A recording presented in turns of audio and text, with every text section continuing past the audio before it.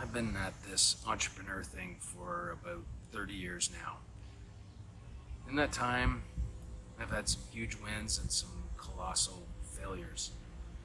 I've been very grateful for the people I've learned from along the way.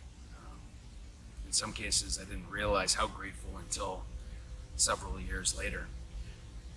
Everyone in some way has contributed to my purpose, to my ultimate why, whether in a positive or a negative way. I guess it was about 4 years ago.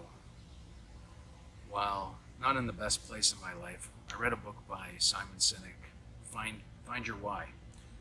Within the book, there's a framework to figure out why you do what you do. Where do you draw strength from? What stories from your past have shaped you into the person you are today? How do you give meaning to your life in everything you do? I went through the exercise with a really close friend and shared stories through the various chapters of my life that had a monumental effect upon who I had become. From those stories, you try to find the common threads and the hidden meaning. It was a long, involved, and emotional experience.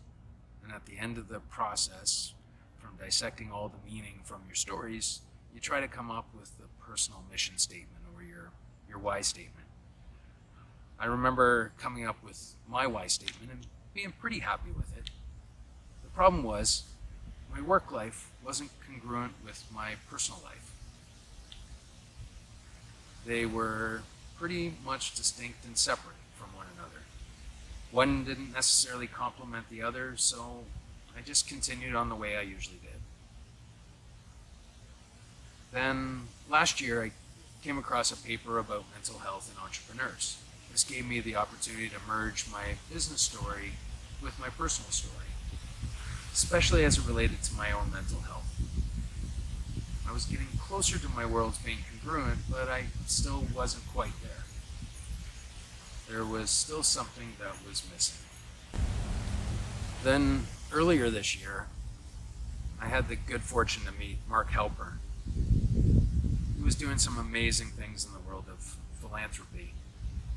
He was helping people think about the legacy they could leave, think about what causes and charities could benefit from this legacy, and meanwhile significantly minimizing their taxes owing. I had read a lot of his stuff on charitable gift giving, and he had read my stuff on mental health, and in particular about my daughter Maddie.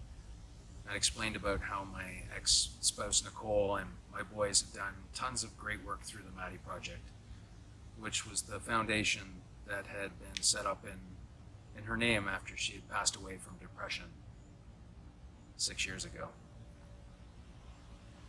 Mark was pretty excited about the synergies that existed between what we were both trying to accomplish. And at the end of our meeting, Mark said to me, "You have a tremendous why that you're passionate about." And there it was, the final link that brought my business world and my personal world together. A cause that gets you excited about all the great things that I can do. My why statement had finally come to life. To openly communicate the lessons learned from my past so that others will thrive in their lives, minimize their setbacks, and leave a positive and lasting legacy. I believe this pandemic has made a lot of us rethink why we're here. If you're at a crossroads in your life or wake up each morning uninspired and not sure of being on your right path, I'd highly encourage you to take this time and get a better understanding of who you are and what makes you tick. It could be the best investment you make in your life, and I mean that sincerely. Stay tuned. There's some really exciting things on the horizon.